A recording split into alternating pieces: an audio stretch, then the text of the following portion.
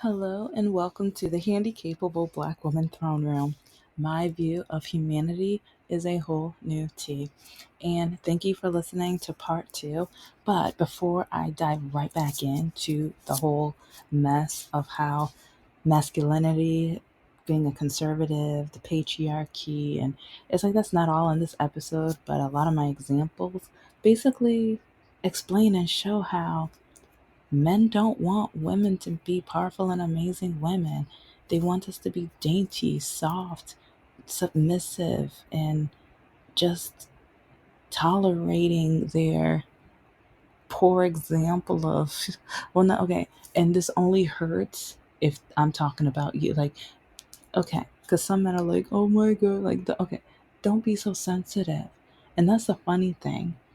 Men keep saying women are so emotional and all that, but then the men who, whenever I'm on a date and they ask me about my ambitions and my education and stuff, they are so emotional and dainty. Why did you have to get that degree? Oh, what are you going to know about business? That's a man's place. You're never going to know. But then when I start showing them my platform and what I plan on doing, oh no, well you need to show, you need me to teach you. You need me to show you the ropes. Oh, what business did you start? What business do you own? What book have you written? Oh, a man doesn't have to do that. Like women, you guys need to learn. Like I've literally had men tell me this. And especially when it comes to publishing my books, writing and publishing my books, a lot of men tell me that they are going to teach me about what I need to write and publish in order to be successful when they can hardly read past the fourth or fifth grade level. Oh, I think it was last year in the middle of summer. It was in between summer and fall. I'm trying to remember the exact month. I think it was July or August, something like that. So, okay, so it was summer, probably August. Because I don't know, it was like I remember there was a slight chill, but it was sunny. Sorry, I know it doesn't really matter, but well, it kind of matters. I went on a date with this one guy, and politically, like, yeah, Democrat, Bernie Sanders, and all of that jazz. So I was just like, oh, yes, okay.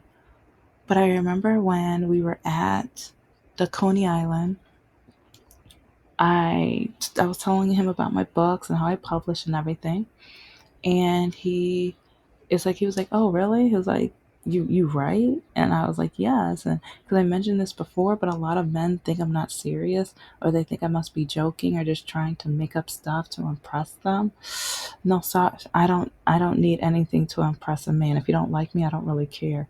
Especially like with Mr. No Heart and Mr. Lockakey, yeah, they only pretended to like, or like, that's a different story for a different day. But okay, it was just crazy because he asked to read it, and I handed him like I have it in a document, and I'm able to pull it out on my cell phone, so I showed it to him, and I'm waiting for him to, I was like, oh, you just make sample, just read that paragraph or whatever.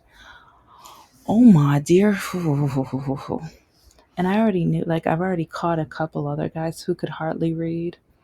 And I thought it was just like one out of, I didn't know it was like until like politically, like, I kept seeing Democrats proving and showing how horrible people can read and how dismal it is and horrific and embarrassing. Because now I want to look up the average reading level around the world. And I know different languages, it might differ, or whatever, but like in China, they have one of the most complex languages, but when it comes to reading, their reading level is superior. But then some people say it's automatically because they're so smart. But no, actually, with the complexity of their language, tonal and picturesque of the characters and everything, it's like they were brought up having to like expand and learn in different ways than American, who has a very much like a simpler language. And so a lot of Americans don't know how to think outside the box or imagine or to think for ourselves. And but then when you go to other countries, yeah, they do.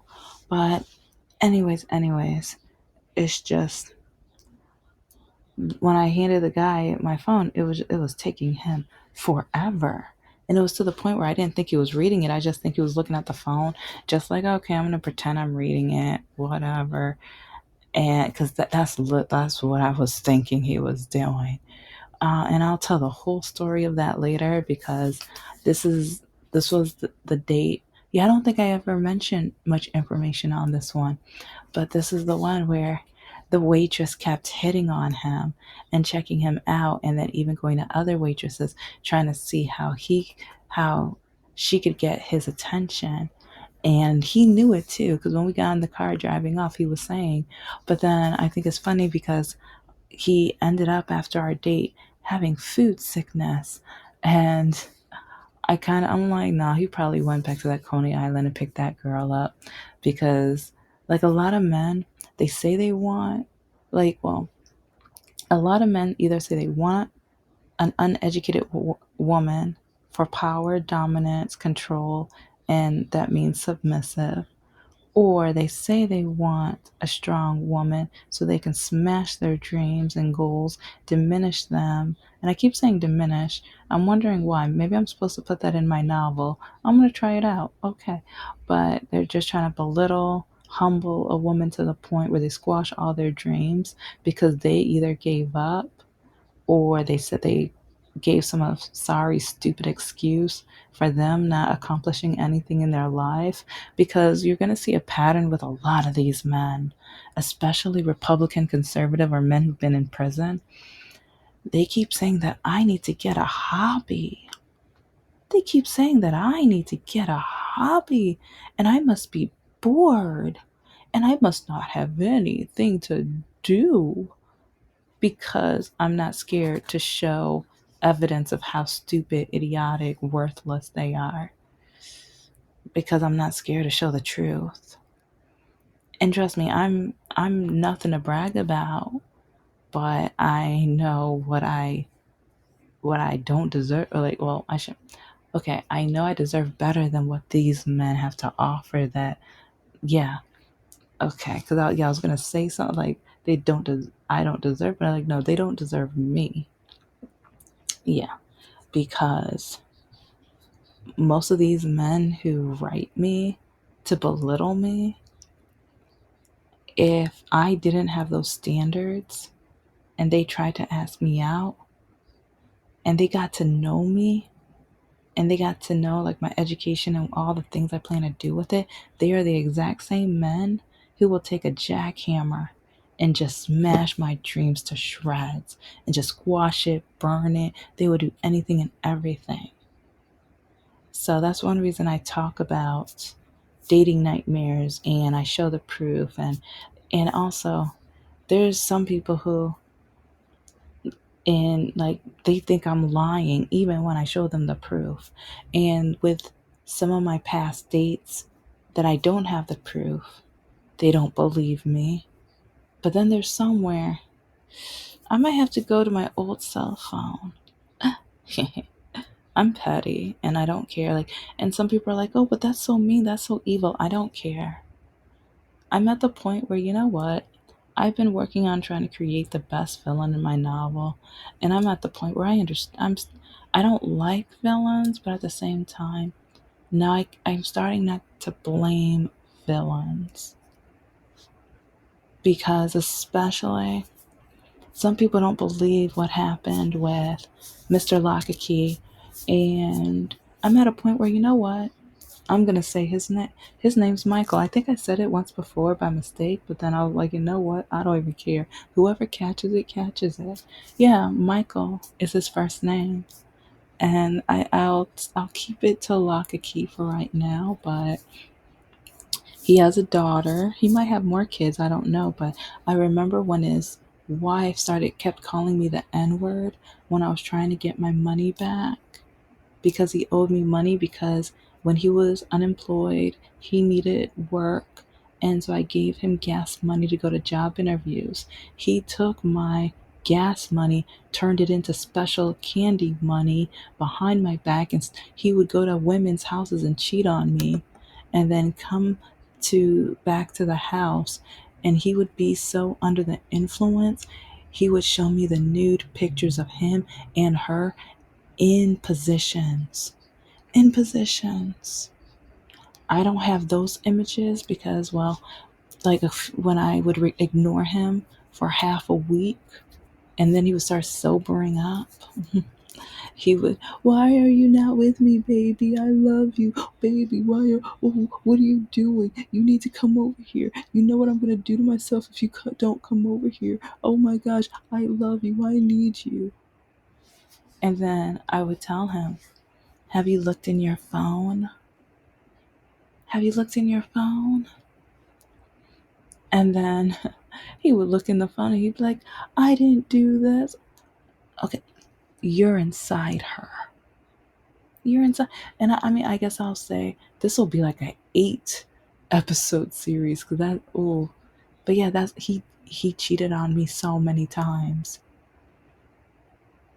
But then I literally, I was at a point where, oh, if you're gonna eliminate yourself from the earth, baby, enjoy. I don't care. When you see Satan, tell him what he likes for breakfast. I don't care. So I broke up with him. But then he started begging for me. And I've talked about the begging part later, like in earlier episodes and stuff. But then when he kept begging me, because he hunted me down on social media, everything. And this is when I've said many times how he's he blackmailed me saying, I'll give you your money if you date me again, and when you date me you have to sleep with me a certain amount of times, and it has to be in my quality or meet my quality, and if it doesn't, then you're gonna have to do me again and stuff. Yeah, he did that, and I refused. And but then while he was doing that, he was looking for his ex-girlfriend from middle school, found her while blackmailing me, telling me, if you don't make up your mind in 2 weeks, I'm going to double the parameters. But then he handed his phone to his now wife. And then she blamed me and told me that I was never going to get my money and she'll take me to court.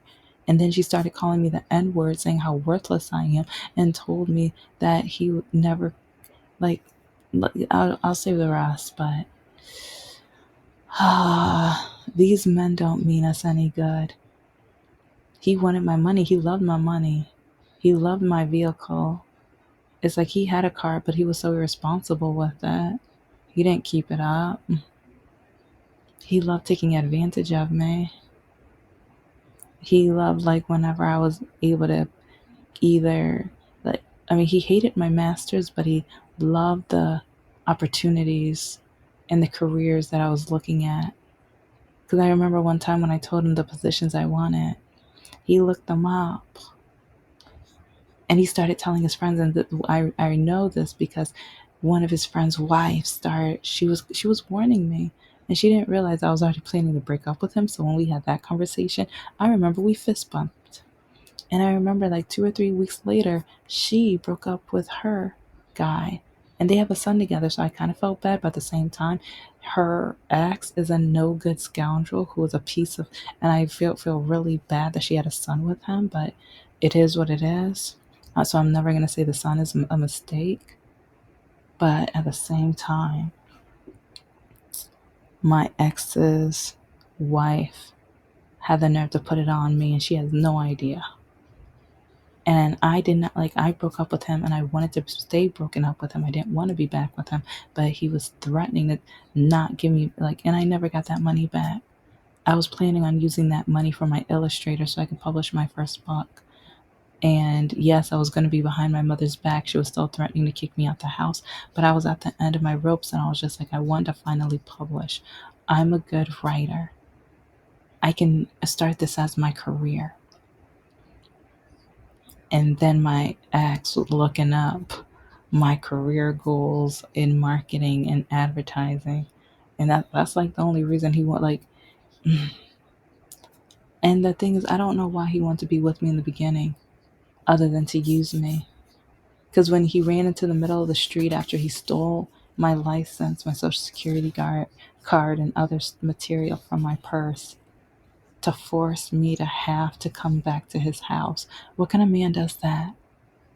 But anyway, sorry, I'll start. But you can tell I have so much to talk about and analyze. Like with some of these stories, I analyze it in different ways because it makes no sense. A lot of these men make no sense. They tell me I need to get a hobby when no, I'm writing my novels. I'm creating my characters. I'm diving deeper into the patriarchy, masculinity, and the stupidity that a lot of these, especially, I'm not saying it's all Democrats because there's some idiotic Democratic men, but oh my gosh, the Republican man surpasses the brainwashed Christian men over abundantly surpasses.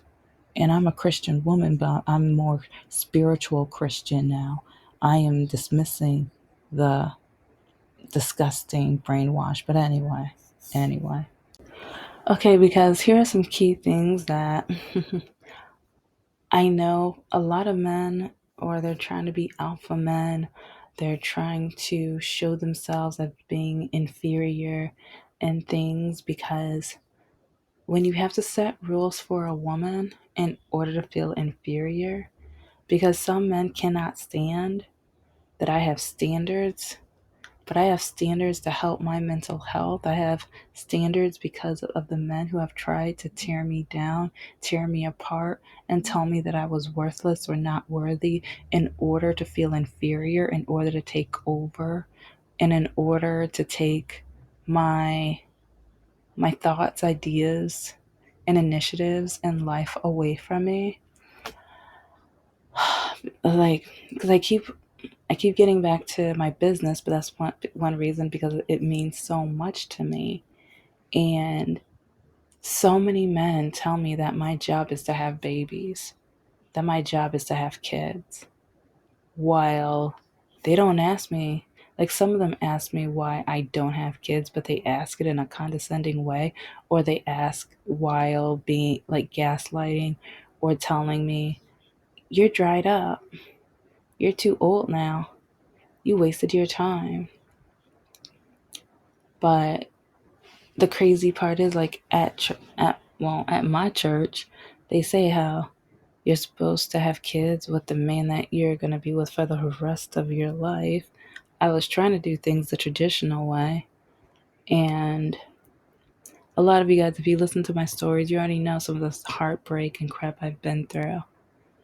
It's like trying to date while having a non-diagnosed disability was a nightmare. Men blaming me or telling me you walk like an R word, a cripple, and blah, blah, blah, etc., etc. They use every name in the book.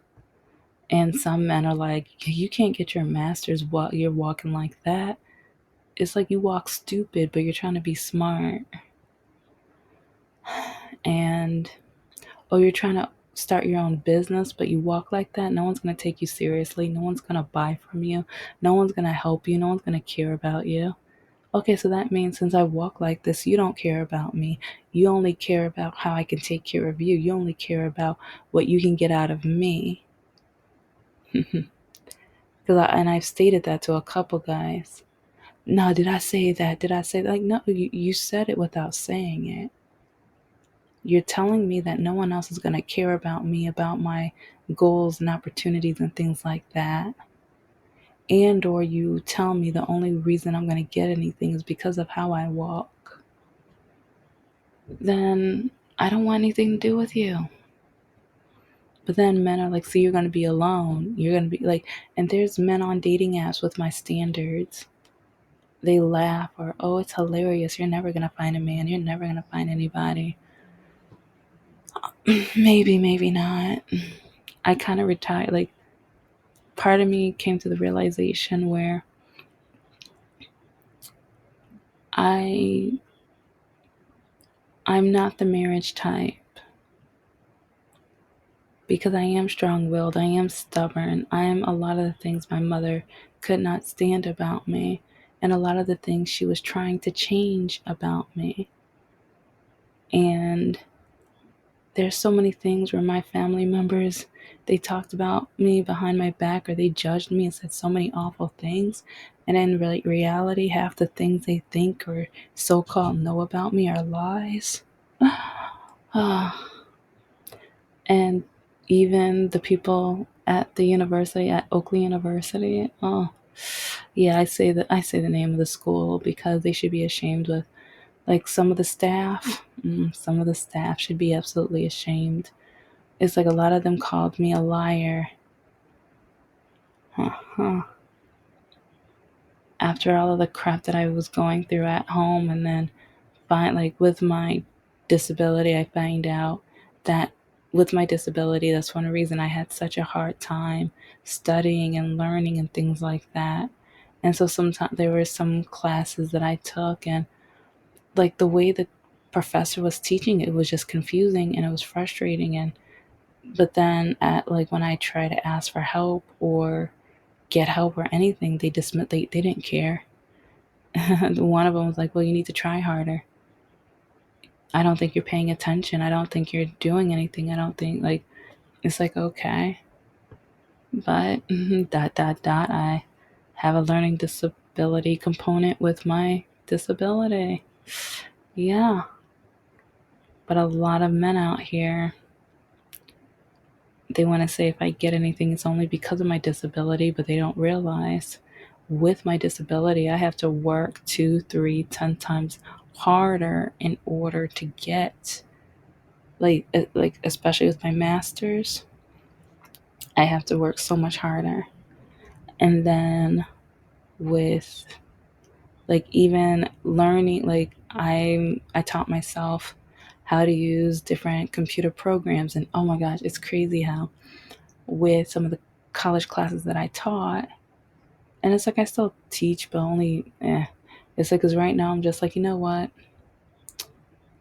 since some of like or a lot of my students slash some of the staff don't understand my books, my stories, because yeah, it's like my bachelor's is in English, but I got my master's in marketing, internet marketing.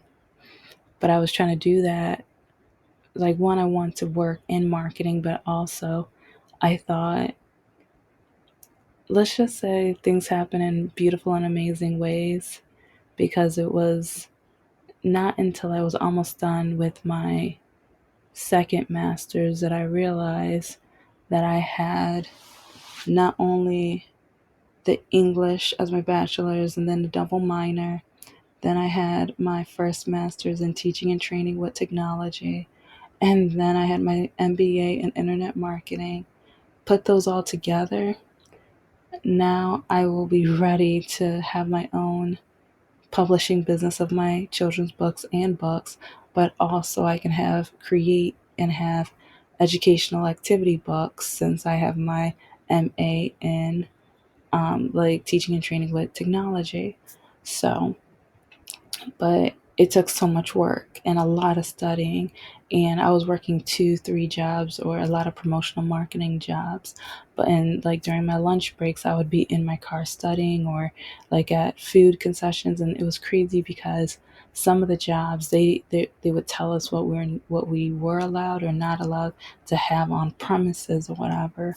And there were a few promos where, like, as staff, we had to park so far away from the location.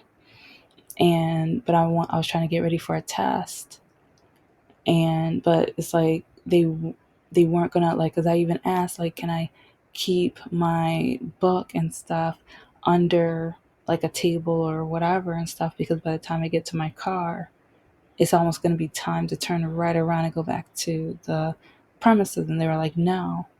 And I'm so in one of the staff members, they didn't, well, a lot of people, it's like they didn't like me, especially some of them were hoping that I dropped out of grad school both times.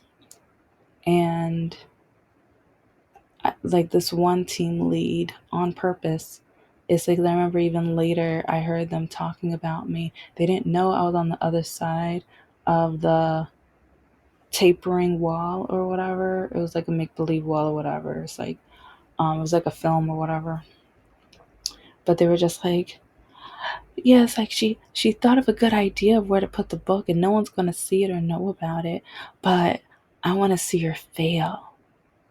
I want to make sure she doesn't do well, because it's like I hear she's trying to. I say, because I think this was, I forgot which masters it was, but they're like, I hear she's working on her masters, and she was just like, oh, it's like, just imagine, and like she was just talking on and on and on and whatever, and I'm just like, okay, so now we're gonna be haters.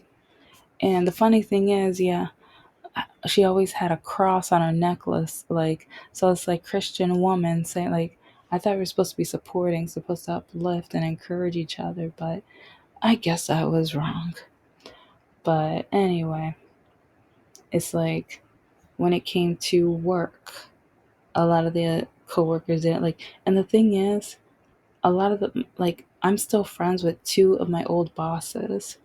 There's one boss who, it was a computer related promo, which I will never forgive him, because like he thought I was a liar because I told him about my walking, and because like I needed to wear different shoes that was on the pamphlet and everything, and I started, like, with the promos, I was wearing the shoes that were best for me to be able to work the 8 to 12 hour shifts or whatever. And he was like, no, you need a doctor's note. It's like you're going to be let go unless you can wear the proper shoes. But then the doctors told me, kept telling me, because I was begging. I was begging for a doctor's note. And this is when we, like, so when people keep trying to call, like, Luigi a terrorist and everything, no, he was frustrated. No, he was pissed off. And I can relate to him, because I was begging doctors for a doctor's note or help or something, and they all shrugged me, or one, or she quit like soon after, I think a year, like 6 months to a year after, but she laughed. She laughed. And during that promo, several days, I had to stuff my shoe with toilet tissue or paper towel because my toes would bleed. That's how much pain my feet were in because of now my my diagnosed disability, walking disability. I was in so much pain. But I did anything and everything I could to last that promo. And sometimes after that promo, I had another promo after. Like it was either like a bar promo or something like that or whatever. But yeah, with my toes bleeding and coworkers mocking me, teasing me, and spreading rumors and everything like that. Yeah, I went through it. So now when men try to tell me I only get things because of my disability, you have no idea how much I worked on it or worked for this or that or whatever. When men tell me that they have to teach me how to do it, teach me how to get it done. And even with my YouTube, it's like, yeah, I'm not, I've never chased the algorithm. Part of me just feels like if I'm my natural self, I'll catch people who understand me, who understand that I'm just saying my truth, saying my stories. I don't, I'm not going to say I don't care about trending, because I know trending gets you to the point of monetization. But to me, I'm just like, I'd rather just be my authentic self and me and talk about what I want to talk about, so that when you guys come to my community and everything like that, it's like you're not like, oh, not this topic again. Oh, everyone's covering this, everyone's doing that. I'd rather just relate and show what I know or show what I want to know more about. But anyway, This is the Handicapable Black Woman Throne Room. I am a woman, I am of color, and I am handicapable. But most importantly, I am human and you're human